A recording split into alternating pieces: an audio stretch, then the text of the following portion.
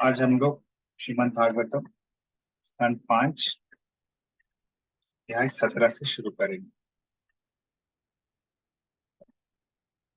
तो यहाँ पे है अध्याय का शीर्षक गंगा का अवतरण पृथ्वी पर। तो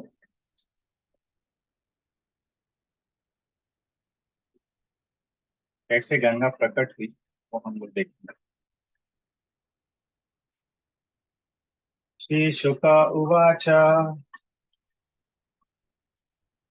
तत्र भगवतः साक्षाद्य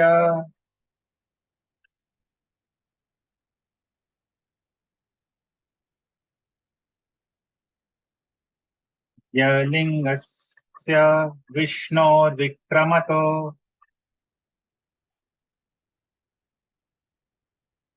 वामपदाङ्गुष्ठ नख निर्भिन्नो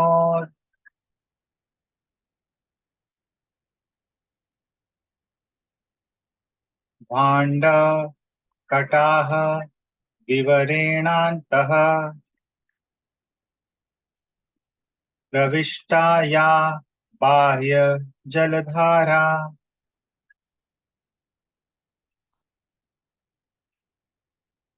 तच्चरणपङ्कजा वने जनारुणा किञ्जल्कोपरञ्जिताखिल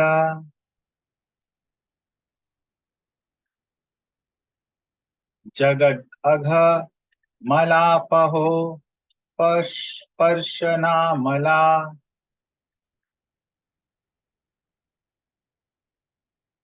साक्षात् भगवत्पदीत्यनुपलक्षिता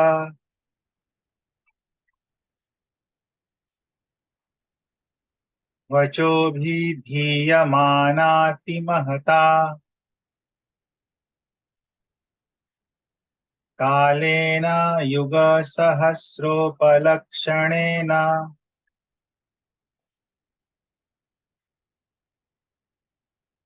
दिवो मूर्धन्यवततारा यत्तद् विष्णु पदमाहुः।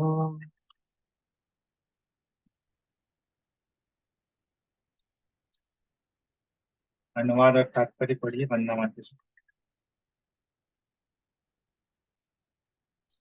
हरे कृष्णा।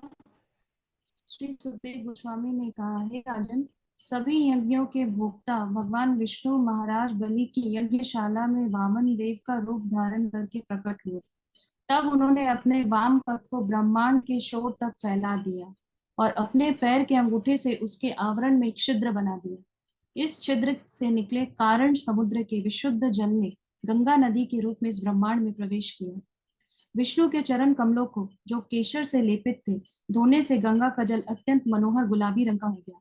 गंगा के दिव्य जल के स्पर्श से क्षण भर में प्राणियों के मन में भौतिक विकार शुद्ध हो जाते हैं, किंतु इसका जल सदैव शुद्ध रहता है। चूंकि इस ब्रह्मांड में प्रविष्ट होने के पूर्व गंगा प्रत्यक्ष रूप से विष्णु जी के चरण कमलों का स्पर्श करती है, इसलिए वह विष्णुपदी कहलाती है। बाद में उसके अन्य नाम पड़े, यथा जानवी तथा भगीरथी। 1000 युगों के बाद गंगा का जल ध्रुव लोक में उतरा, जो इस ब्रह्मांड का सर्वोपरि लोक है।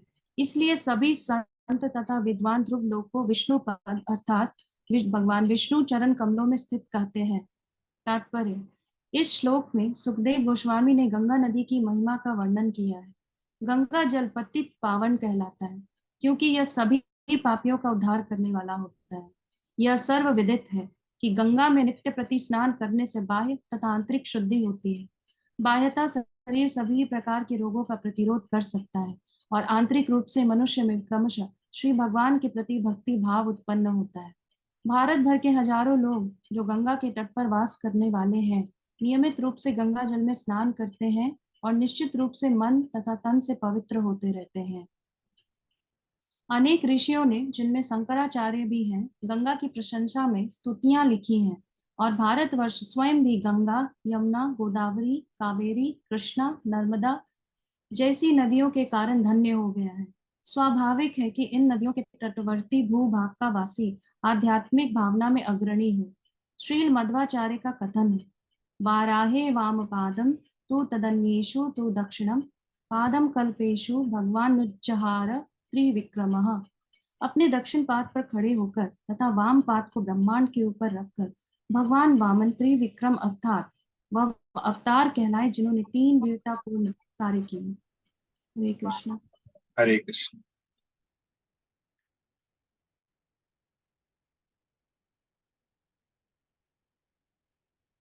तो श्री शुक उवाच, सुखदेव गोस्वामी बोलते हैं,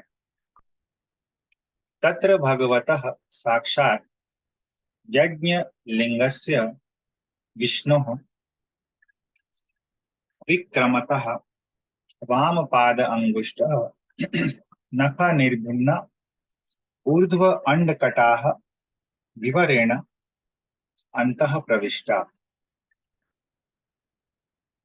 तत्र मतलब वहां पे या उस समय, भगवतः साक्षात लिंगस्य, तो भगवान का साक्षात रूप जो है, विष्णु विक्रमतः, जो कि भगवान विष्णु है, भगवान विष्णु जिनको यज्ञ लिंग कहा गया है, यानी यज्ञ पुरुष, यज्ञ के समस्त फलों के भोक्ता, भोक्ताराम यज्ञ तपसाम, इसलिए यज्ञ लिंग है भगवान विष्णु। तो विक्रमतः कॉन्जिक्यूटिवली, पहले तो उन्होंने दायां पैर रखा पृथ्वी पर और फिर बायां पैर जो है वाम पाद जो ब्रह्मांड पे रखा, यानी अपर प्लैनेटरी सिस्टम्स पे। और ये जो वाम पद है, बायां पैर है, उसके अंगुष्ठ नख, उसके अंगूठे का नख जो है वो क्या किया, निर्भिन्न ऊर्ध्व अंड कटाह, उसने भेदा, छेद कर दिया। क्या चीज? अंड कटाह ऊर्ध्व, जो ब्रह्मांड का ऊर्ध्व भाग था, ऊपरी भाग है, उसका जो लेयर है, उसका जो आवरण है, ये आवरण किस चीज के हैं वो भी बताएं प्रभुपाद। पृथ्वी, जल, वायु, अग्नि, आकाश और मन, बुद्धि, अहंकार इत्यादि। तो इस आवरण को, आवरण विवरेण, इस आवरण को भेदने से क्या हो गया, इसमें एक विवर यानी कि छेद जो है वो बन गया। और या बाह्य जलधारा तत्चरण पंकज अवनेजन अरुण किंजल का उपरंजिता। तो जो बाह्य जलधारा होती है, जो ब्रह्मांड के बाहर बहती है, तत्चरण पंकज अवनेजन, भगवान के चरण पंकज, चरण कमलों को धोने के कारण अरुण किंजल का उपरंजिता, तो भगवान के चरण कमल जो हैं वो लालिमा लिए हुए हैं।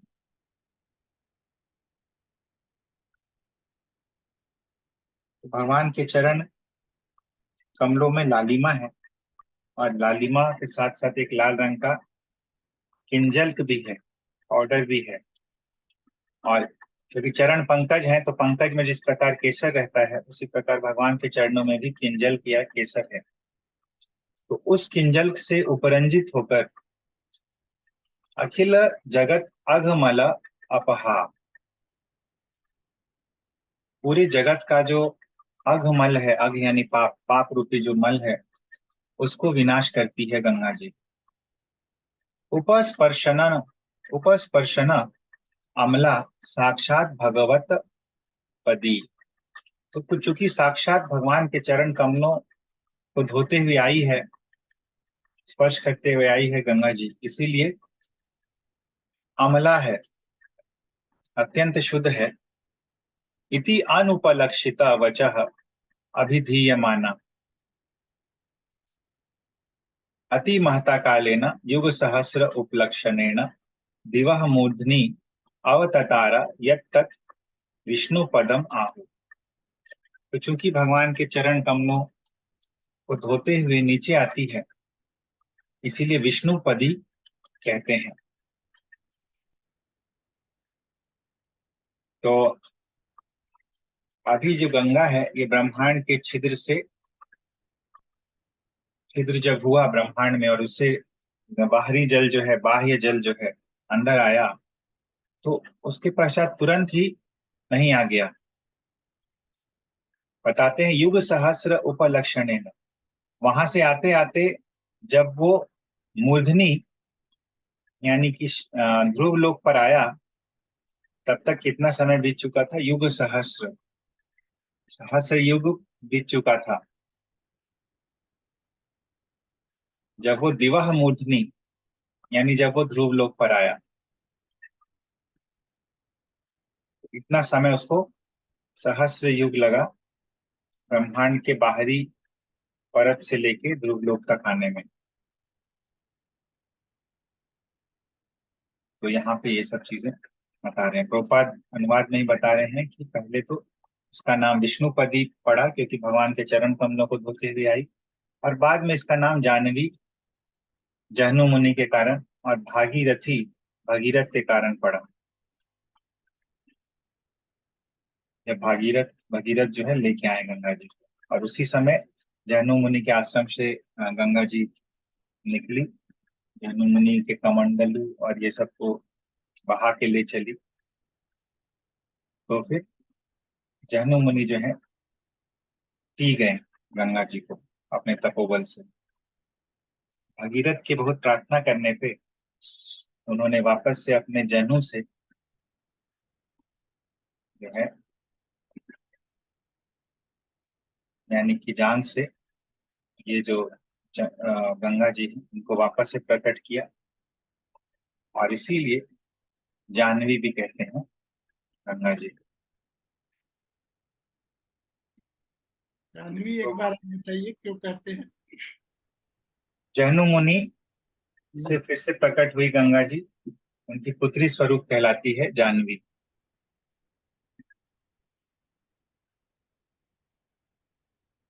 तो यहाँ पे बताते हैं कि बाह्य और आंतरिक दोनों शुद्धि होती है गंगा जल में नित्य स्नान करने से, और भक्ति भाव उत्पन्न होता है नित्य गंगा में स्नान करने से। और सभी ऋषि मुनियों ने, शंकराचार्य ने गंगा जी प्रशंसा में बहुत सारी स्तुतियां लिखी हैं,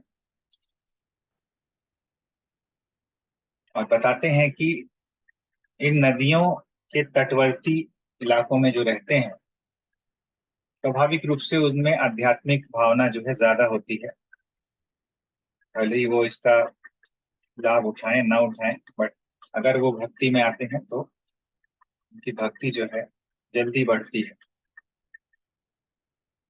ऑफ कोर्स हमारा फ्री विल जो है, हमारी स्वतंत्र इच्छा जो है वो भी इम्पोर्टेंट है, बट स्वतंत्र इच्छा यदि कोई करता है तो जल्दी प्रोग्रेस करता है, क्योंकि अंदर से ही उनमें भक्ति भावना जो है अधिक मात्रा में होती है। और बहुत सारी नदियां हैं भारत में, जैसे यमुना जी भी है, गोदावरी भी है। गोदावरी बोलते हैं वो गंगा ही है, गोदावरी गंगा ही है, जो कि दूसरे कारणों से प्रकट हुई है, लेकिन वो भी गंगा जी ही है। फिर कावेरी है दक्षिण में, कृष्णा है दक्षिण में, नर्मदा है। तो ये सब जो है पवित्र नदियां हैं, और इन नदियों के तट पर रहने वाले स्वाभाविक रूप से भक्ति में आगे रहते हैं।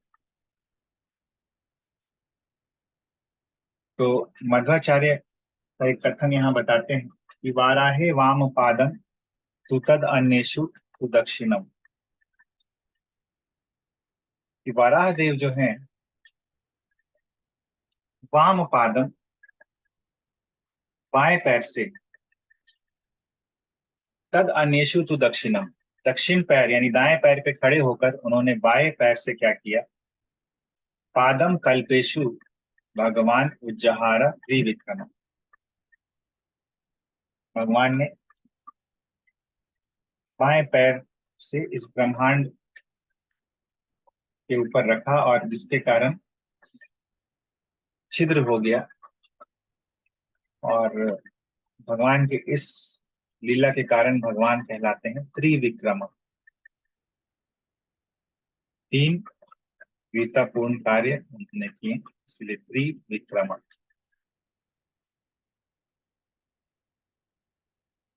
तीन पदों में उन्होंने, पहले पद से तो पृथ्वीलोक, दूसरे पद से अपर प्लैनेटरी सिस्टम्स, स्वर्गलोक इत्यादि, और तीसरे पैर से बलि महाराज के ऊपर उन्होंने प्रभुत्व जो है अपना बना लिया, त्रिविक्रम। तो श्लोक संख्या 2 पे चलेंगे। हरे कृष्ण जी को एक बार फिर से कहिए, क्या क्या तीन हुआ? तो 3 चरणों में उन्होंने, पहले पद में उन्होंने पृथ्वीलोक, भूलोक इत्यादि, दूसरे पद में जितने भी उच्च लोक हैं, स्वर्ग आदि लोक, उनको, और तीसरे पद से स्वयं बलि महाराज को उन्होंने, उन पर उन्होंने अपना प्रभुत्व स्थापित कर लिया, इसीलिए भगवान कहलाते हैं त्रिविक्रम। हाँ, हरे कृष्ण बोलिए। कृष्ण मत। हरे कृष्ण जी। तो जी जो ब्रह्मांड का सप्त आवरण क्या, अष्ट आवरण? भगवान का ब्रह्मांड का अष्ट आवरण है। ये मैं सप्त आवरण बोला ना, लिखा हुआ बांग्ला में। यहाँ पे सप्त आवरण लिखा हुआ है, देखना पड़ेगा क्यों लिखा हुआ है। क्या क्या है मुझे यही क्या भौतिक तत्व बोलते हैं? पृथ्वी, जल, अग्नि, वायु, आकाश, मन, बुद्धि, अहंकार। ये 8 भौतिक तत्व हाँ, इसको बोलते हैं।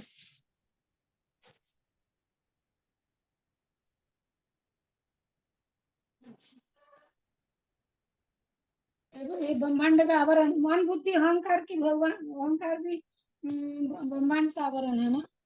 मन, बुद्धि, अहंकार भी ब्रह्मांड का आवरण।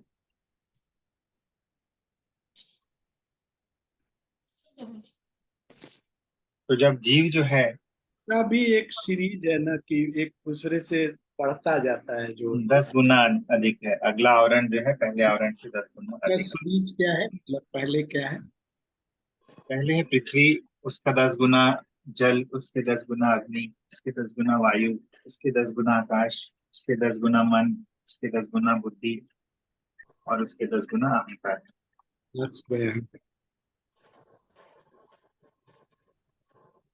तो होता क्या है कि इन चीजों पर मनुष्य जब विजय प्राप्त करता है, तो इंद्रियों का कार्य क्या है? इंद्रिया किस चीज का उपभोग करती है?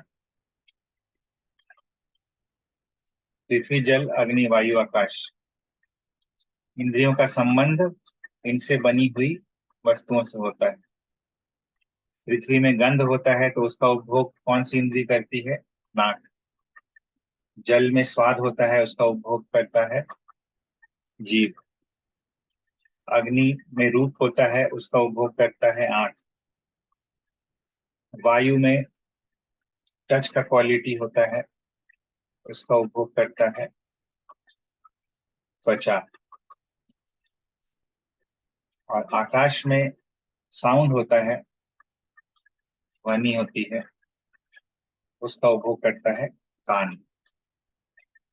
तो ये इंद्रियों से जब अतीत हो जाता है जीव, इंद्रिय सुखों से जब परे हो जाता है, इसका मतलब उसने इन 5 आवरण को भेद दिया है, यानी वो इंद्रियातीत हो गया है, उसको इन सब चीजों से कोई प्रभाव नहीं पड़ रहा है। उसके बाद उसके पास ऑब्स्टेकल आता है मन का। मन को जब संयमित कर लेता है तो मन वाले आवरण को वो भेद देता है। उसके बाद उसके पास ऑब्स्टेकल आता है या बाधा आती है बुद्धि की। बुद्धि के आवरण को जब वो भेद देता है, बुद्धि से जब परे हो जाता है, बुद्धि वाली चीजों में बुद्धि के भी अल्यूरमेंट को वो कॉन्कर कर लेता है, तो फिर लास्ट में बचता है अहंकार।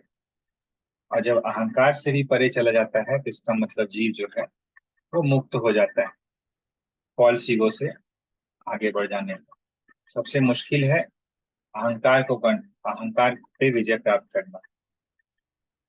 तो इस प्रकार ये जो 8वां आवरण है, इसको भेदते भेदते जीव जो है मुक्ति की दिशा में चलता जाता है। ठीक है।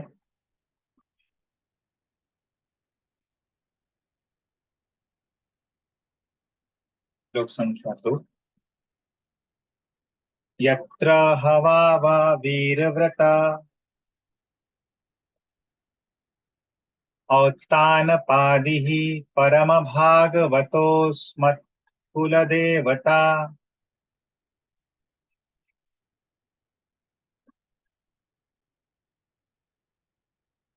चरणारविन्दोदकम् इति।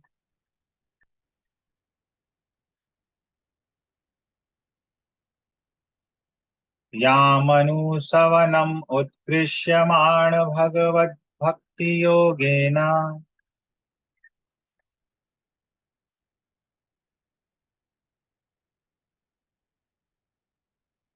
दृढं क्लिद्यमानान्तर्हृदय औत्कण्ठ्य विवशामीलितलोचना।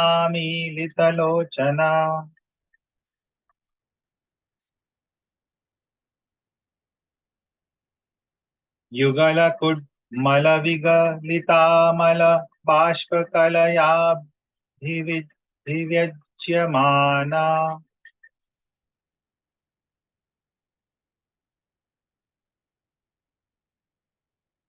रोमपुलककुलकोऽधुनापि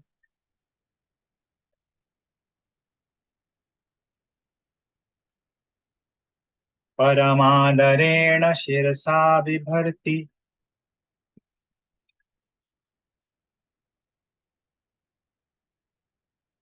अनुवाद और तात्पर्य पढ़िए प्रीति दीदी।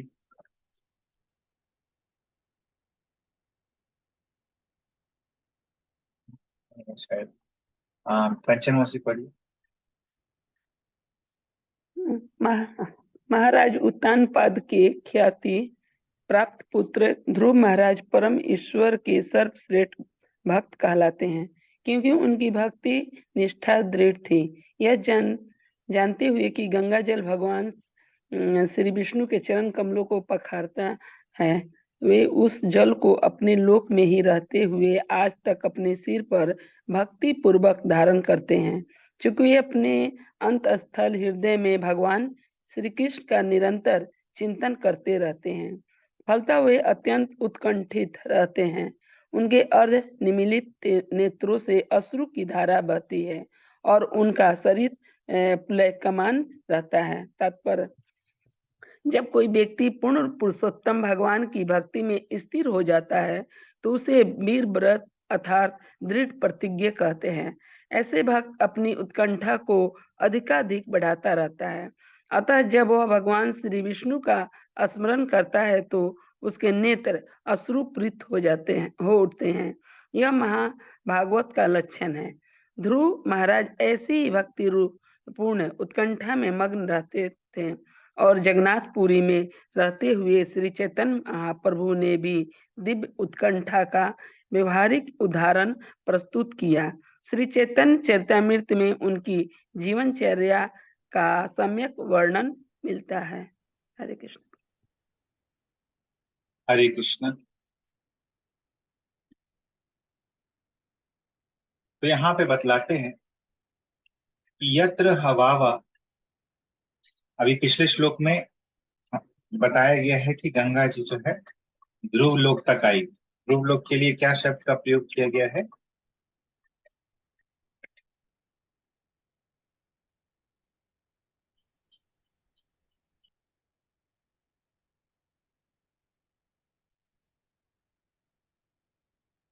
विष्णु पद। और कोई आंसर?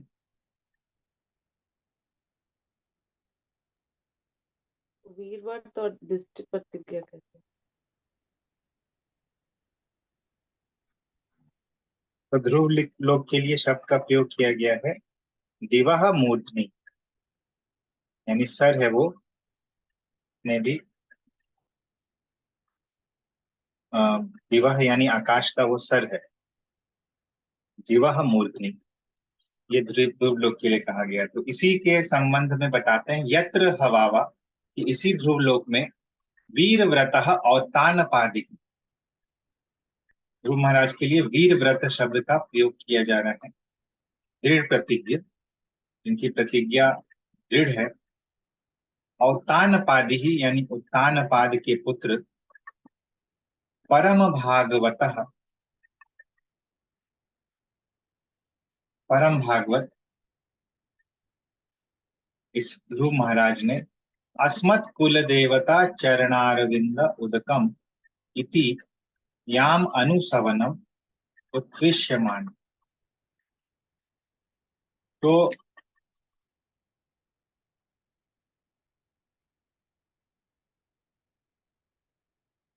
ध्रुव महाराज जो है, उन्होंने भगवान के चरणारविंद उदकम, चरणामृत, ये जानते हुए कि ये जो गंगा जल है ये भगवान का चरणामृत है, क्योंकि भगवान के चरण कमलों को धोते हुए ये प्रकट हुई है। तो इसीलिए ध्रुव महाराज क्या करते हैं कि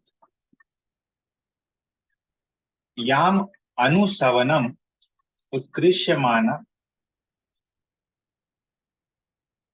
कि इसका प्रयोग करते हैं, इसको अपने सर पे धारण करते हैं। शिरसा विभर्ति, परम आदरेण शिरसा विभर्ति, बहुत आदर पूर्वक, अधुना अपि यानी आज भी, इस गंगा जल को अपने सर पर धारण करते हैं, यानी गंगा जल अपने सर पे छींटते हैं।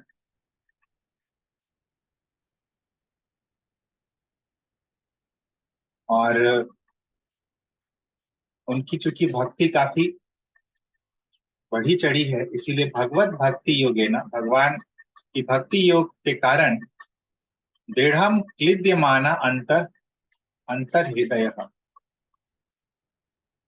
उनका जो अंत हृदय है वो द्रवित हो जाता है, क्लिद्यमान हो जाता है। और कंठ्य विवश अमीलित लोचन, और अत्यंत उत्कंठा के कारण विवश अमीलित लोचन युगल, उनकी आंखें जो है आधी खुली रहती, क्योंकि बिल्कुल भगवान का उत्कंठा इतना रहता है कि उनकी आंखें नेत्र युगल या लोचन युगल, यहाँ पे अमीलित रहती है, यानी हल्की हल्की खुली रहती है। कुडमल विगलित अमल बाष्प कलया, और इन आधी खुली हुई आंखों से बिल्कुल प्योर अश्रु जो है, शुद्ध आंसू जो है उनके, वो निकलते हैं। और रोम पुलक कुलक, रोमांचित हो उठते हैं वो, पुलकित हो जाता है उनका शरीर। तो ये ध्रुव महाराज के विषय में भी वर्णन आ रहा है, क्योंकि ध्रुव महाराज का जो ध्रुव लोक है वहां पे गंगा जी प्रकट हुई। दिवह मूर्धनि, यानी कि ध्रुव लोक।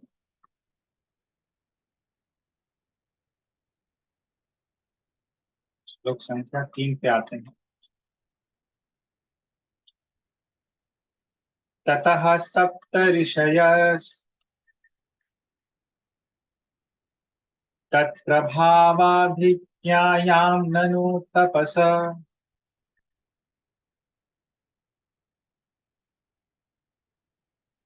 आत्यंतिकी सिद्धिर्केतावती,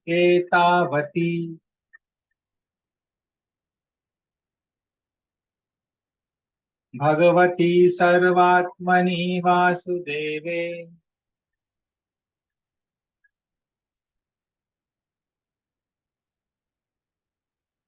नु परत भक्ति योग लाभेनैवोपेक्षितान्यार्थात्मगतयो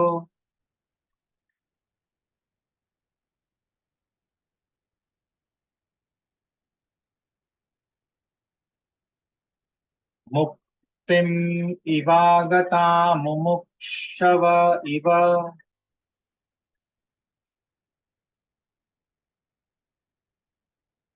स बहुमानं मद्यापि जटाजुटैरुद्वहन्ति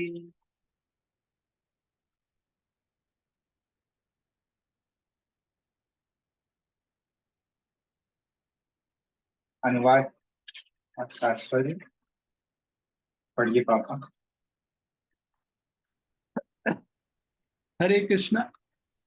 ध्रुव लोक के नीचे वाले लोकों में सप्त ऋषियों मरीचि, वरिष्ठ, वशिष्ठ, अत्रि इत्यादि का वास है। गंगा जल के प्रवाह से परिचित होने के कारण वे आज भी अपने सिर की जटाओं पर उसे धारण करते हैं। अंततः वे इस निष्कर्ष पर पहुंचे हैं कि यही परम धन समस्त तपस्याओं की सिद्धि तथा दिव्य जीवन बिताने का सर्वश्रेष्ठ साधन। पूर्ण पुरुषोत्तम भगवान की सतत भक्ति प्राप्त होने के कारण उन्होंने धर्म, अर्थ, काम तथा परम ब्रह्म से तदाकार होने अर्थात मोक्ष जैसे समस्त साधनों का परित्याग कर दिया। जिस प्रकार ज्ञानी जन यह सोचते हैं कि भगवान में तदाकार होना ही परम सत्य है, उसी प्रकार सप्त ऋषि भी भक्ति को जीवन की परम सिद्धि मानते हैं। तात्पर्य: अध्यात्मवादियों की दो प्राथमिक कोटियां हैं, निर्विशेषवादी तथा भक्त। निर्विशेषवादी जीवन के आध्यात्मिक रूपों को स्वीकार नहीं करते।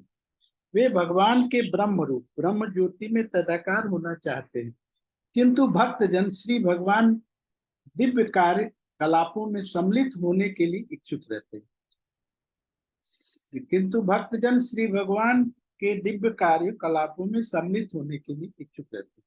ऊर्ध्व लोकों में सबसे ऊपर ध्रुव लोक और इसके नीचे महर्षियों अर्थात पहले मरीचि, वरिष्ठ, वशिष्ठ और अत्रि द्वारा अधिवसित 7 ग्रह हैं।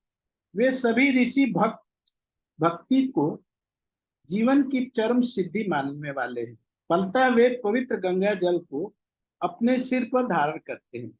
इस श्लोक में यह सिद्ध होता है कि जिसने विशुद्ध भक्ति के पद को प्राप्त कर लिया है उसके लिए सभी कुछ, यहाँ तक कि तथाकथित मुक्ति, कैवल्य भी तुच्छ है। श्रीधर स्वामी का कहना है कि भगवान की विशुद्ध भक्ति प्राप्त कर लेने पर अन्य समस्त कार्यों को तुच्छ समझकर छोड़ा जा सकता है। प्रबोधानंद स्वामी इस कथन की पुष्टि इस प्रकार करते हैं: कैवल्य नरकायते त्रिदस्पुर आकाश पुष्पायते दुर्दांतेन्द्रिय यकाल सर्प पटली रोतखात दृष्टायते विश्वम पूर्ण सुखायते विधि महेन्द्रादिकीटयते यत कारुण्य कटाक्ष वैभवताम तम गौरम एवं स्तुम। श्री चैतन्य महाप्रभु ने भक्ति योग की क्रिया का सम्यक विवेचन प्रस्तुत किया है। फलतः जो चैतन्य महाप्रभु के चरण कमल की शरण में जाता है उसके लिए मायावादियों की परम सिद्धि कैवल्य नारकी लगती है। और कर्मियों की महत्वाकांक्षाओं का क्या कहना, जो स्वर्ग लोक पहुंचना चाहते हैं। भक्तगण ऐसे लक्ष्य को माया जाल ही मानते हैं।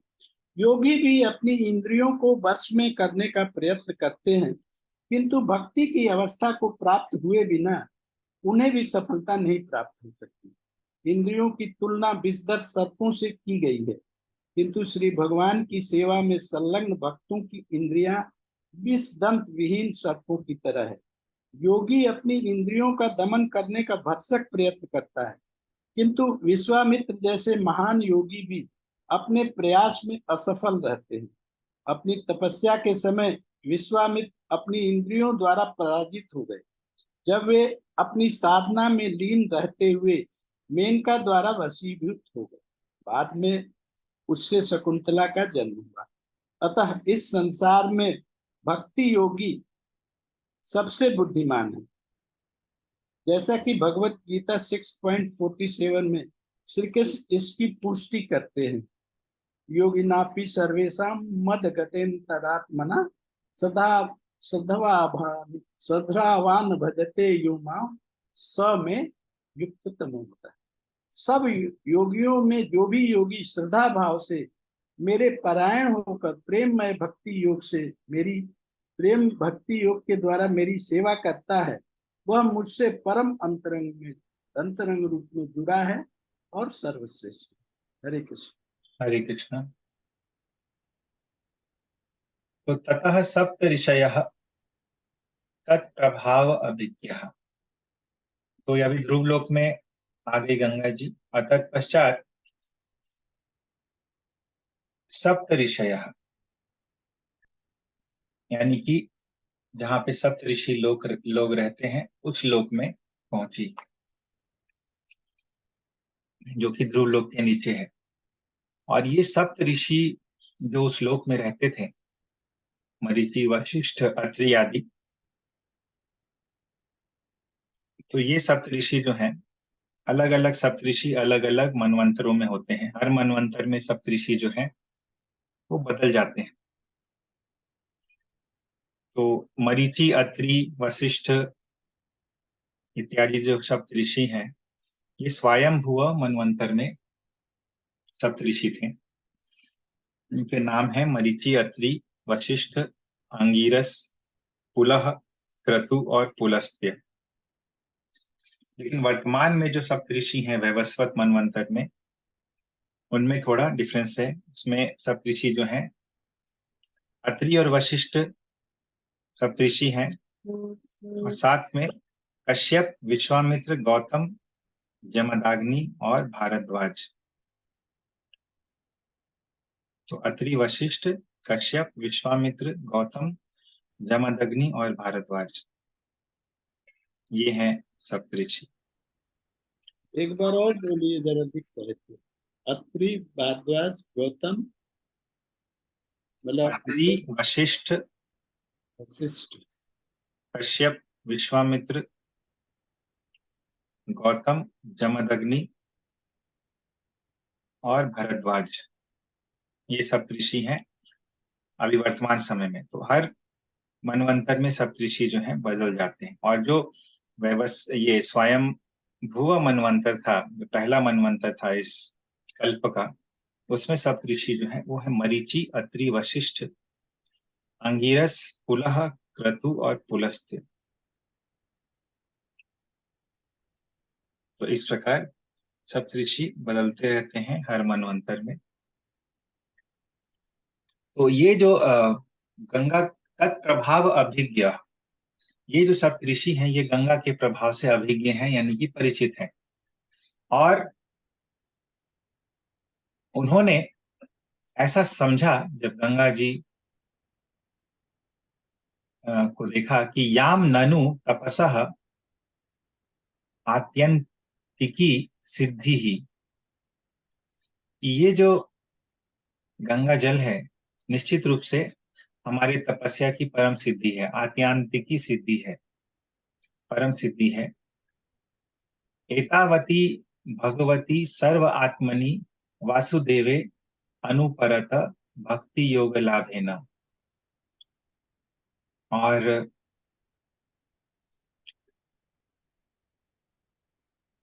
वो जानते थे, अभिज्ञ थे, परिचित थे कि यदि भगवान में भक्ति योग प्राप्त करनी है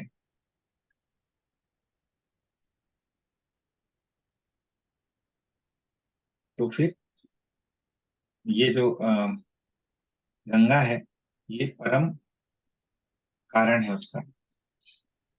तो एतावती, इतनी शक्ति है इसमें कि भगवती सर्वात्मनि वासुदेवे अनुपरत भक्ति योग लाभ, उनको भगवान में भक्ति योग लाभ जो है वो प्राप्त हुआ। तो भगवान के लिए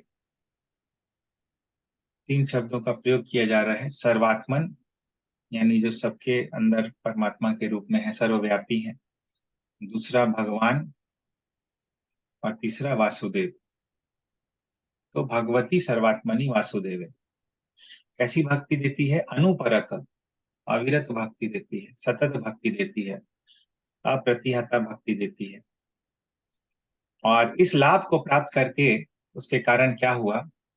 एव उपेक्षित अन्य अर्थ आत्मगतया, उन्होंने बाकी जो है अर्थ आत्मगतया, बाकी जो अर्थ हैं, बाकी जो पुरुषार्थ हैं, उनका उपेक्षा कर दिया, उनको तिरस्कार कर दिया। अन्य अर्थ आत्मगतया, जैसे धर्म, अर्थ, काम और मोक्ष। किसके लिए? भक्ति के लिए, भक्ति प्राप्त होने के कारण। मुक्तिमिव आगताम मुमुक्षवः इव स बहुमानम अद्य अपि जटाजूटः उद्वहन्ति। तो बताते हैं कि ये जो बोलते हैं मुक्तिम इव आगताम मुमुक्षवः, मुमुक्षु लोग उनको बोलते हैं जो मुक्ति की इच्छा रखते हैं, यानी कि ज्ञानी लोग। तो जिस प्रकार मुक्ति को प्राप्त करने के पश्चात जो मुमुक्षुगण होते हैं, वो सोचते हैं कि परम सिद्धि मिल गई है हमें, उसी प्रकार ये जो सप्त ऋषि हैं, इनको ऐसा लगा कि परम सिद्धि हमें मिल गई है। कैसे? भक्ति प्राप्त करके। तो जो सप्त ऋषि हैं वो ज्ञानी नहीं है, वो भक्त हैं, जैसा कि श्लोक में बताया गया है। और इसीलिए अद्य अपि जटाजूटः उद्वहन्ति, आज भी, अद्य अपि, आज भी वो अपने जटाजूट में गंगा जी को धारण करते हैं। तो ये सप्त ऋषियों के बारे में कहा गया है। और क्योंकि मुक्ति का उल्लेख है यहाँ पे, और यहाँ पे कहा गया है कि अन्य अर्थगतयः, अर्थ आत्मगतयः, बाकी दूसरे पुरुषार्थों को उपेक्षित कर देते हैं। इसीलिए प्रबोधानंद सरस्वती का जो श्लोक हम लोग देखे थे पिछले हफ्ते, उसको यहाँ पे प्रभुपाद कोट किए हैं। प्रबोधानंद सरस्वती का ये श्लोक जो है, इसका मीनिंग भी हम लोग डिस्कस किए थे। कोई बता सकते हैं क्या मीनिंग है?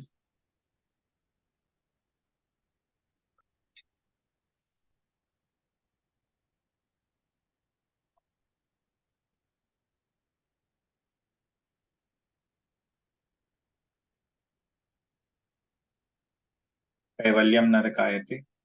हरे कृष्ण जी। हम्म, कैवल्य नरक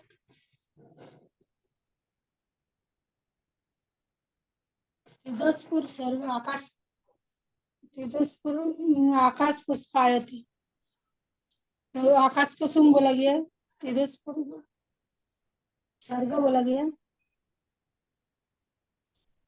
सिद्धांत इंद्रिय का सर्प को चले, इंद्रियों का विषय विषय विषधर सर्प के साथ तुलना की गई।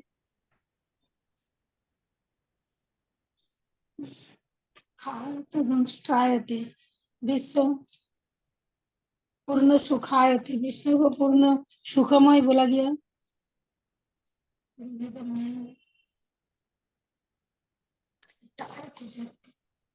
तो इसका मीनिंग देख लीजिएगा। बहुत अच्छा श्लोक है ये, हम लोग डिस्कस किए थे लास्ट वीक में। और भगवान भी बोले हैं भगवत गीता में कि सभी योगियों में वो सबसे ज्यादा श्रेष्ठ योगी है जो मेरी भक्ति भाव से सेवा करता है। श्रद्धावान भजते यो माम स योगी युक्त तमः, वो युक्त तमा है, वो योगियों में सर्वश्रेष्ठ है। जो मद गतिन अंतरात्मना, अपने अंतरात्मा के द्वारा मेरे बारे में ही सोचता रहता है और मुझसे जुड़ा रहता है, मैं ही उसकी गति होता हूँ, तो वो योगी जो है सर्वश्रेष्ठ है।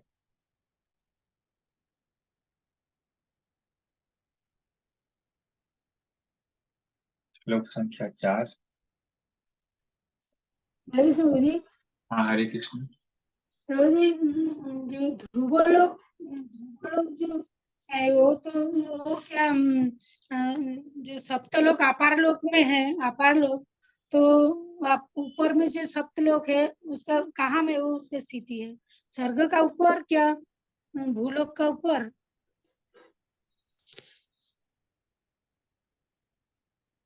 हाँ, तो ध्रुव लोक जो है वो, देखिए इसका हम लोग स्थिति एग्जैक्टली देखेंगे। देखिए सबसे जो है नीचे है भूमंडल। आप अलग अलग लेवल्स पे अगर सोचेंगे तो उसका वो जो है नीचे है, मतलब सबसे नीचे। उसके ऊपर है सूर्य, उसके ऊपर है चंद्रमा, फिर है जो नक्षत्र इत्यादि हैं वो सब है, यानी कि जो तारों का समूह है वो सब है। फिर शुक्र है, फिर बुध है, फिर मंगल है, फिर बृहस्पति है, फिर शनि है, फिर सप्त ऋषि है, फिर ध्रुव लोक है। तो सूर्य से लेके ध्रुव लोक ये स्वर्ग लोक में आता है। उसके बाद ये स्वर्ग लोक में आता है। हाँ, उसके बाद है महरलोक, फिर हाँ, जनलोक, तपोलोक और सत्यलोक, और फिर उसके बाद खाली जगह है, और फिर उसके बाद ये जो आवरण है अंतरिक्ष के, वो आवरण है, और फिर मुक्त लोगों का जगह है आवरण के बाद, जहाँ पे मुक्त लोग रहते हैं, मुक्तात्माएं रहती हैं, और उसके बाद वैकुंठ का शुरुआत है। अच्छा। तो जो स्वर्गलोक का ऊपर ध्रुवलोक है वहां तक आने में एक सहस्त्र युग लगा ना गंगा का। जापार लोग जो है वही ध्रुवलोक पर्यंत आए, ध्रुवलोक था क्या माता जी, स्वर्गलोक का फिर से पूछे, नहीं समझ में आ रहा है क्वेश्चन। मतलब स्वर्गलोक का ऊपर ध्रुवलोक, ध्रुवलोक तक जो गंगा आए वो एक सहस्त्र युग तक स्वर्ग लोक लगा। के ऊपर ध्रुव ध्रुव लोक नहीं है, स्वर्ग लोक में ही आता है ये सब, सूर्य से लेके ध्रुव लोक। अच्छा, तो ध्रुवलोक अलग लोक है ना वो जी? नहीं नहीं, अलग। देखिए 7 लोक हैं टोटल ना, ऊपर वाले अर्थ को मिला के, भूमंडल को मिला के, और 7 नीचे हैं, 14 लोक हैं। 14 लोक में कोई अलग लोक नहीं है ध्रुव लोक, वो स्वर्ग लोक के ही हिस्से में आता है, इसीलिए दिवा मूर्धनि बोला गया है उसको। कि, कि जितने भी दिवा, जितने भी स्वर्गिक लोक हैं, उसका वो सर है, क्योंकि सबसे ऊपर है, और उसके नीचे सप्तऋषि लोक है।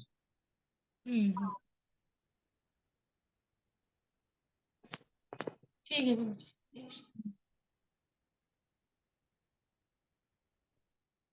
एक्चुअली जो 7 लेयर्स की बात की जा रही है, 7 जो आवरणों की बात की जा रही है जो प्रभुपाद लिखे हैं, और 7 आवरण भी हैं। एक्चुअली 7 आवरण क्या है?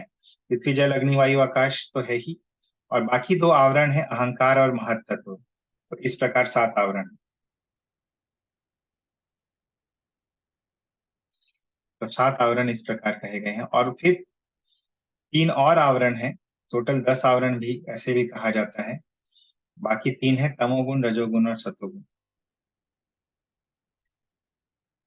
तो ऐसे भी ये 10 आवरण भी कहे जाते हैं, और 7 आवरण यदि कहें तो महत तत्व और अहंकार, ये बाकी 2 हैं पंच महाभूत के अलावा। महर तत्व मतलब क्या होता है? महत तत्व, महत तत्व क्या होता है बताइए, कोई हम लोग पढ़े थे।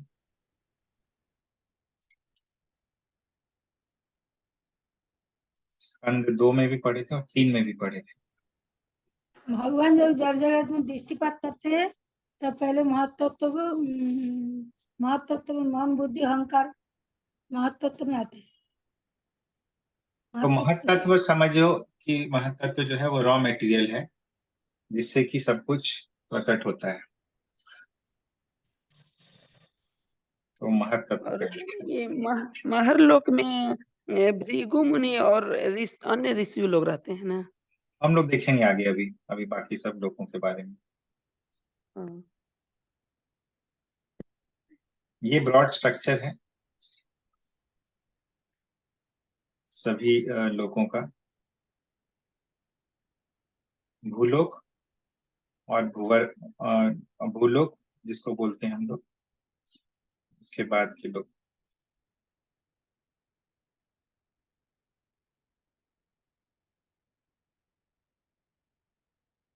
ठीक है, तो आगे चलेंगे हम लोग, या तो हम लोग यहीं पे क्लोज करेंगे। किसी का और कोई प्रश्न है?